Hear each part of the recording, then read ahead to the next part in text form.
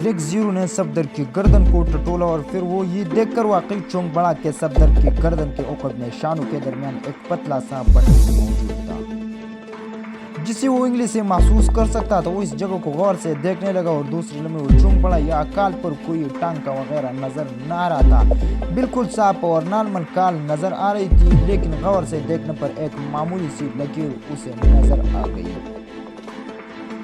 اور وہ اس لکیر کو دیکھ کر ہی چونکا تھا کہ کال کاٹنے اور جوڑنے کے لیے انتہائی جدید ترین ایجاد لیزر شعاعوں کو استعمال کیا گیا ہے، جس میں یہ خصوصیت تھی کہ وہ بیک وقت کاٹتی بھی ہے اور جوڑتی بھی ہے، اور اس کا جوڑ اس قدر صاف اور بے داغ ہوتا ہے کہ بس ایک انتہائی معمولی سی لکیر ہی غور سے دیکھنے پر نظر آ سکتی تھی۔ یہ شعاعیں سفید آنکھوں کا آپریشنوں کے لیے استعمال کی جاتی تھی، لیکن کال کی آپریشن کے لیے ان شعاعوں کا استعمال بلیک زیرو نے صرف اخبار میں پڑھا تھا کہ اسے تجربات کیے جا رہے ہیں، لیکن اب مجرموں نے اسے باقاعدہ استعمال کیا تھا۔ اس کا مطلب ہے کہ مجرم انتہائی جدید ترین مشین استعمال کر رہے ہیں، بلیک زیرو نے بڑبڑاتے ہوئے کہا، اور پھر اس نے بڑی مہارت سے تیز باریک نشتر سے کٹ لگائے، وہ بٹن باہر نکال لیا اور پھر زخم پر اس نے مخصوص ٹیپ لگا دی۔ اس نے بٹن کو ایک مخصوص دانت کی ڈبیا میں رکھ دیا جو وہ پہلے ہی لیبارٹری سے اٹھا لایا تھا، اور پھر اس نے صفدر کو اٹھایا اور اسے واپس لے جا کر میٹنگ روم کی کرسی پر بٹھا دیا، اور پھر وہ کیپٹن شکیل کو اٹھانے لگا تھا کہ ایک لخ رک گیا، اس طرح تو بہت دیر لگے گی، مجھے ان کی آپریشن یہی کرنے دینے چاہیے۔ بلیک زیرو نے سوچا اور تیزی سے واپس آپریشن روم کی طرف بڑھ گیا۔ اس نے وہاں سے وہ نشتر مخصوص ٹیپ اور دانت کی ڈبیا اٹھا لی، اس کے ساتھ ہی اس نے اینٹی انجیکشنز کا پورا ڈبہ الماری سے نکال کر ہاتھ میں پکڑ لیا، جو اس پوری طور پر بے ہوش کر دینے والی گیس کے اثرات کو ختم کرتا تھا۔ اگر یہ اینٹی انجیکشن نہ لگائے جاتے تو پھر اس گیس کے اثرات 48 گھنٹوں کے بعد جا کر ختم ہوتے، جب انجیکشن لگانے کے 10 منٹ بعد ہی انہیں ہوش آ جاتا۔ میٹنگ روم میں پہنچ کر اس نے ایک ایک کر کے سب کی گردنوں سے وہ بٹن باہر نکالے اور انہیں دانت کی ڈبے میں بند کر کے زخم پر ٹیپ لگا دیا گیا۔ جب سب ممبرز کی گردنوں سے وہ بٹن باہر آ گئے تو بلیک زیرو نے ان سب کے بازو میں نئی انجیکشن لگائے اور پھر سامان سمیٹ کر وہ تیز قدم اٹھاتا واپس آپریشن روم میں آ گیا اور اس نے میٹنگ روم کی اسکرین کا بٹن آن کر دیا۔ اب اسکرین پر وہ میٹنگ روم کا منظر چیک کر رہا تھا۔ بٹن والی ڈبیا بلیک زیرو نے لیبارٹری کی ایک مخصوص الماری میں رکھ دی اور باقی سامان آپریشن روم میں رکھ کے اس نے اینٹی سیپٹک لوشن سے ہاتھ دھویا اور پھر واپس آپریشن روم میں آ گیا، اور پھر تھوڑی دیر بعد آپریشن روم میں کیپٹن شکیل کی گر گونجا اور اس کی آنکھیں کھلے ہوئے انتہائی حیرت بھرے انداز میں ادھر ادھر دیکھ رہا تھا، اور پھر چند لمحوں کے وقفے سے ایک ایک کر کے سارے ممبر ہوش میں آتے گئے اور وہ سب اسی طرح حیرت بھرے انداز میں اس کمرے کو دیکھ رہے تھے جسے انہیں یقین نہ آ رہا ہو کہ وہ کہاں پہنچ گئے۔ یہ تو دانش منزل کا میٹنگ روم ہے، لیکن ہم تو ٹاپ کالونی کے چوک پر تھے، پھر یہاں کیسے پہنچ گئے؟ صفدر نے حیرت سے بڑبڑاتے ہوئے کہا، اور باقی سب نے بھی اس طرح حیرت کا اظہار کیا تو بلیک زیرو کے سوتے ہوئے چہرے پر اطمینان کے آثار پھیلتے گئے۔ اسے سب سے زیادہ خطرہ اس بات کا تھا کہ کئی ان ممبرز کو درمیانی واقعات یاد نہ رہ گئے ہو، اور اس طرح انہیں آپریشن روم میں داخل ہونا اور ایک اسکرو پر گنے تان لینا یاد آنے کا ساتھ ساتھ بلیک زیرو کی شکل و صورت بھی یاد رہ سکتی تھی، لیکن اب ان کی باتیں سن کر اسے پوری طرح اطمینان ہو گیا کہ اس خدشات غلط ہے، ان سب کے ذہن پوری طرح کنٹرول میں تھے اور ان بٹنوں نے ان کو شعور کو مکمل طور پر سلا دیا تھا۔ اس طرح انہیں قطعاً یاد نہ تھا کہ وہ شعور کے سو جانے سے اس کی بحالی تک کیا کرتے رہے۔ تم لوگ کو ہوش آ گیا؟ بلیک زیرو نے میز کے کنارے پر لگا ہوا ایک بٹن دباتے ہوئے مخصوص لہجے میں کہا، لیکن اس کا لہجہ ضرورت سے کچھ زیادہ ہی سر تھا۔ باس یہ سب کیا ہو گیا؟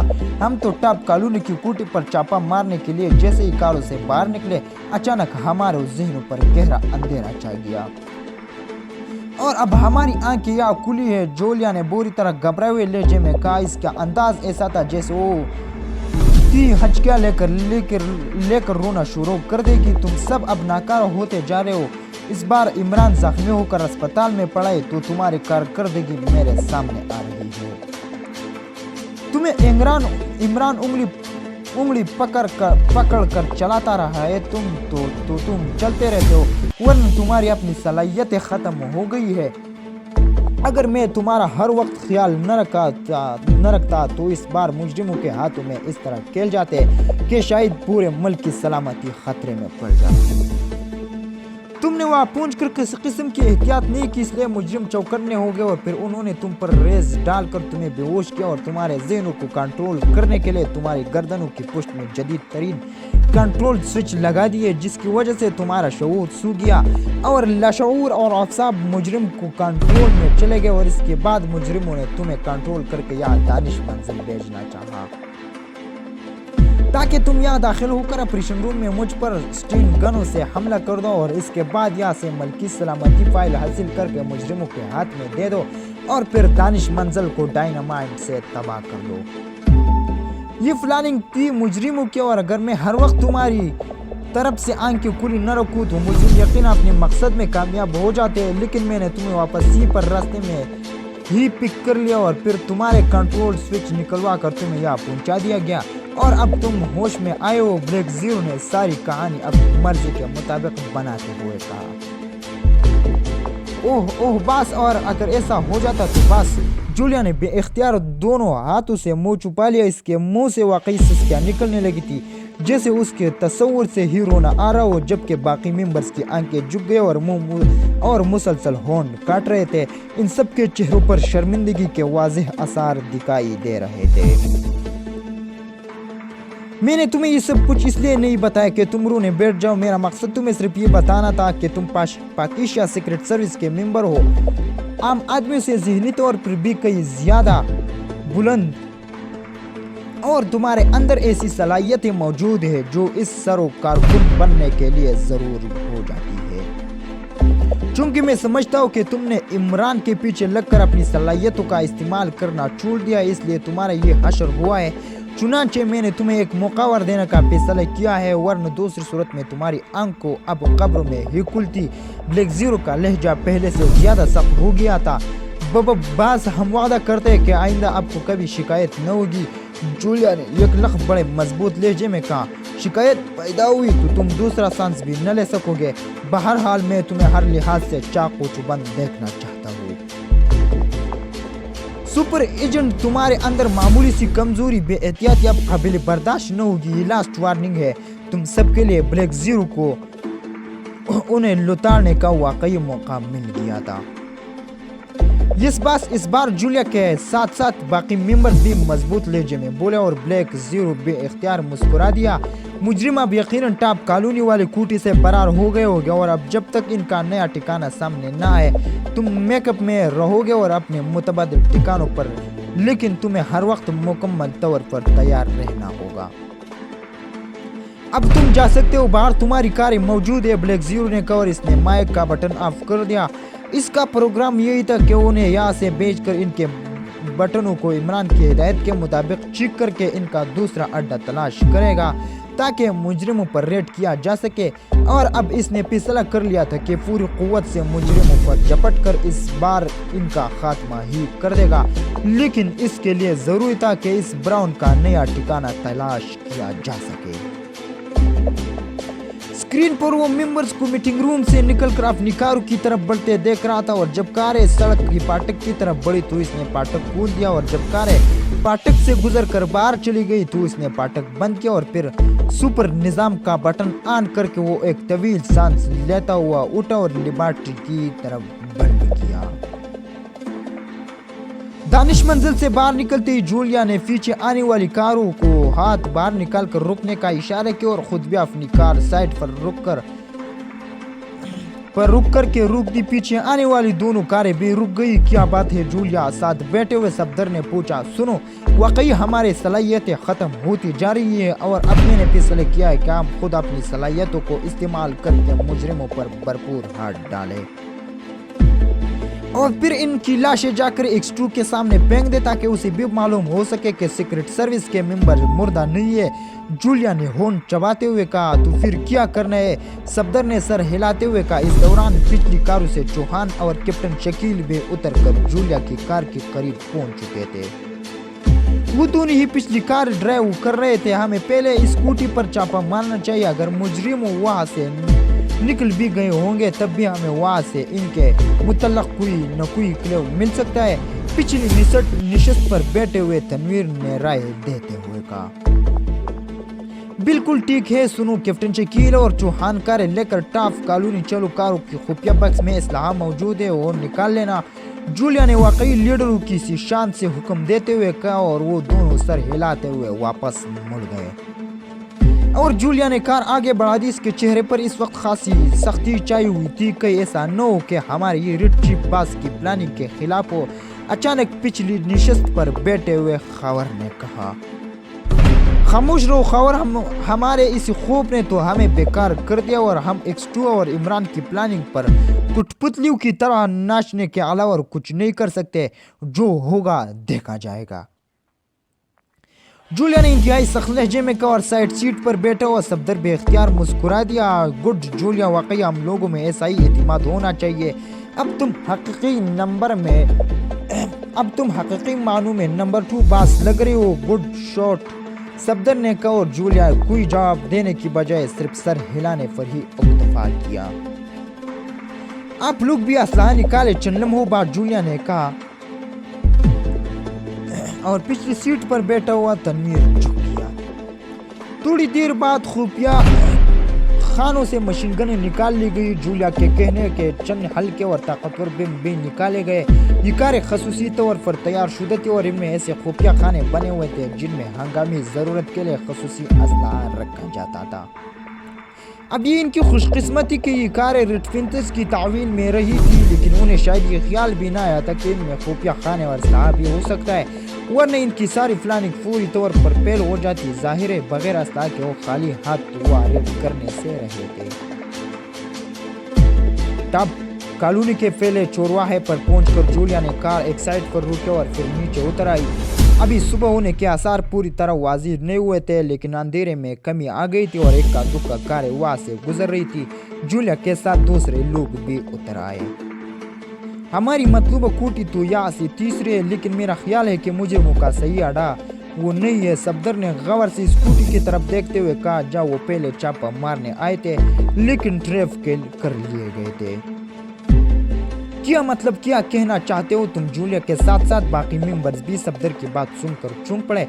मिस जूलिया, चीफ बास ने बताया कि हम पर बेहोश कर देने वाली रेज इस्तेमाल की गई है और हम इस वक्त इस चौक को क्रॉस करके इस कोने वाली कोठी के करीब थे जब हमारे ज़हनों पर यकलख अंधेरा छा गया और बेहोश कर देने वाली रेज की ताकत खुली फिजा में ज्यादा दूर तक कायम नहीं रह सकती। इसका मतलब ये हो सकता है कि ये चौक के कोने वाली कोठी भी यकीनन मुजरिमों के पास है और ये इसे हम पर रिजर्व फायर की गई। दूसरी बात ये कि कोने वाली कोठी इसके साथ वाली कोठी और वो तीसरी कोठी जिस पर हम छापा मारना चाहते थे एक ही साख्त की है। इसका यही मतलब हो सकता है कि ये तीन कोठियां एक यूनिट है। सफदर ने कहा, वेरी गुड सफदर, बहुत खूब, वाकई तुमने सही और बर वक्त सोचा है। बिल्कुल ऐसा ही होगा। इसका मतलब है कि हमें इन तीनों कोठियों पर बर वक्त छापा मारना चाहिए, जूलिया ने खुश होते हुए कहा। मेरी तजवीज़ और है, इस वक्त हर तरफ खामोशी छाई हुई है, इसलिए गोली चलने की आवाज़ पूरी कॉलोनी में फैल जाएगी। दूसरी बात ये कि हम अब तक यही समझे हुए कि ही कोठियाँ खाली होगी और मुझे यहाँ से शिफ्ट हो चुके होंगे, लेकिन अगर ऐसा न हुआ, वो लोग अंदर हो फिर मुकाबला शुरू हो गया तो यकीनन पुलिस चंद लम्हों में यहाँ पहुँच जाएगी। इसके बाद हमें अपनी जानें छुड़वाने मुश्किल हो जाएगी और अगर हम पुलिस के हत्थे चढ़ गए तो फिर X2 ने हमें दूसरा मौका नहीं देना। इसलिए मेरी तजवीज़ ये है कि हम मुजरिम वाली चाल इन पर लौटा दें। हमें इन तीनों कोठियों पर पूरी बेहोश कर देने वाली गैस के मिसाइल फेंकने चाहिए और जब हमारी तसल्ली हो जाएगी कि अंदर कोई मौजूद भी होगा तब भी वो मुकाबला न कर सकेंगे। फिर हम इत्मीनान से हर किस्म की सिचुएशन डील कर सकते हैं। मेरे ख्याल में चीफ बास को हर दूसरे तीसरे रोज हमें इस तरफ डांट फिना देनी चाहिए। एक ही डांट से हम सबके ज़हन पूरी तौर काम करने लग गए। सफदर ने हंसते हुए कहा और बाकी मेंबर्स भी इख्तियार हंस पड़े। मेरे ख्याल में चीफ बास को कैप्टन शकील की बात दुरुस्त है। तनवीर, मिसाइल गन निकालो, जल्दी करो, मेरी कार में ये मौजूद है, जूलिया ने संजीदा लहजे में कहा और तनवीर को वापस कार में दाखिल हो गया। चंद लम्हों बाद जब तनवीर कार से बाहर आया तो इसके पास 3 मिसाइल गने थी। इनके जरिए पूरी तौर पर बेहोश कर देने वाली गैस से भरे हुए छोटे मिसाइल खासी दूर तक फेंके जा सकते थे।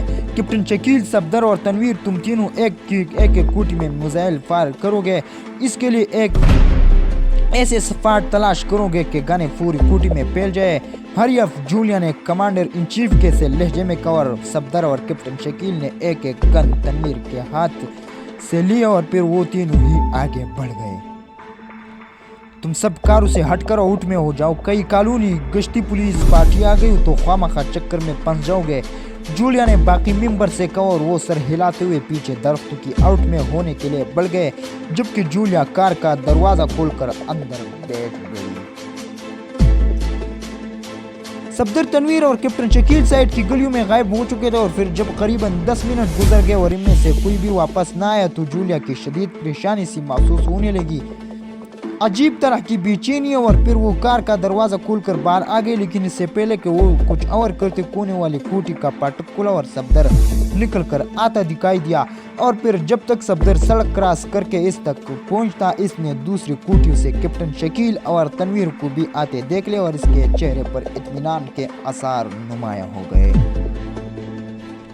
मैंने पहले कोठी पर फायर किया और फायर करने के चंद मिनट बाद में दीवार फांद कर अंदर चला गया कि चेकिंग कर सकूं। कोठी तो बिल्कुल खाली है, वहाँ कोई आदमी मौजूद नहीं है, लेकिन इसके अंदर जदीद तरीन मशीनी नस्ब मैंने देखी है। सफदर ने करीब आकर बाकायदा रिपोर्ट देते हुए कहा, दरमियानी कोठी तो बिल्कुल खाली है, वहाँ कोई आदमी नहीं है, बाकी हर चीज पर पड़ी हुई गर्द बता रही है कि वहाँ कोई रहता ही नहीं। तनवीर ने करीब आकर इस तरह मुंह बनाते हुए कहा जैसे उससे सख्त मायूसी हुई हो। तीसरी कोठी में 12 अफराद बेहोश पड़े। कैप्टन शकील ने कहा और सब कैप्टन शकील की बात सुनकर उछल पड़े। 12 आदमी? जूलिया ने सर हिलाते हुए पूछा। हाँ, 12 आदमी। वो आदमी बरामदे में मौजूद है और इनके पास मशीन गने भी है। वैसे भी वो सब के सब गैर मल्की और चेहरे मेरे से हमारी ही बाई बंद लगते हैं, कैप्टन शकील ने जवाब दिया।